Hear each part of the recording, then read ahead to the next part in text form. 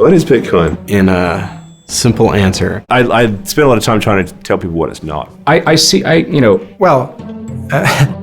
Bitcoin is this digital token at the simplest level, and blockchain is the database on which all the information about Bitcoin is stored.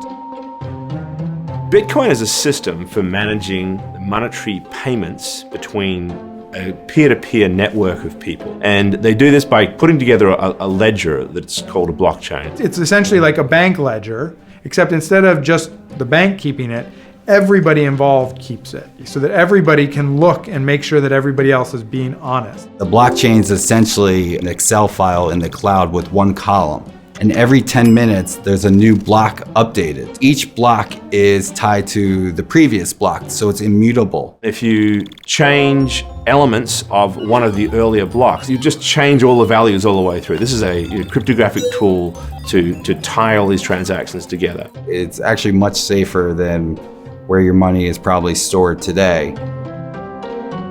It's quicker for you to FedEx a box of unused checks to somebody in London from New York than it is to send money. Now that is ridiculous. And the reason why it's ridiculous is because money, we know, is nothing but information. And we also know that information is nothing more than bits and bytes, and that we can send bits and bytes to each other instantaneously. Everyone thinks from a consumer perspective that our financial system works very well. You use your credit cards and you get your products. The merchant's not particularly happy because they lost anywhere from 2 to 4% of that transaction to credit card fees. We've relied heavily on these third parties, right? The banks are the obvious ones, but lawyers and others who sit in the middle of our global financial system and really take in enormous fees as gatekeepers. we're sitting on this golden opportunity to move a bunch of people who are trapped in informal cash-based economies to a globally connected digital economy. Over 4 billion people have no access to a bank account. That all they need is a mobile phone, and they can start transacting. You can put a product that moves actual currency around in other people's hands overnight. And that was simply never possible with the US banking system. I just haven't seen another system out there that's working at any scale right now other than Bitcoin that lets people do that. The beauty of the blockchain ledger is that it is one of the only true immutable records of history we've ever had. You have a lot of power that comes from the transparency and the sort of permanency of that record.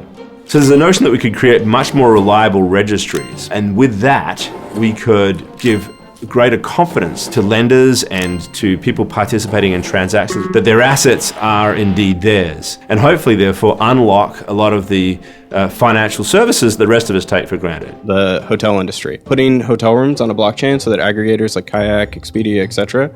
could actually book you the exact room you want and then claim it publicly so that other aggregators know that, sorry, room 1008 is taken. Health records of the world. So every time you have to shift your records from one hospital to another, it's a very inefficient system. The other one is welfare. There's this idea that we might be able to cut out a lot of the corruption and misuse of funds that happens in the distribution of money, and therefore hopefully end up with more money in the pockets of those who need it. I think the biggest current risk for the entire blockchain ecosystem right now is that it's being overhyped. There are some blockchain fabulists who are out there really touting that the blockchain can solve every problem you can imagine, and that's not realistic. So far, it's Bitcoin, the underlying idea works, but that's like, the internet worked, but you still had to make people want to come and use it and open up accounts. If you are interested in building services on the blockchain or getting involved in one way or another, if financial inclusion is something you're really passionate about,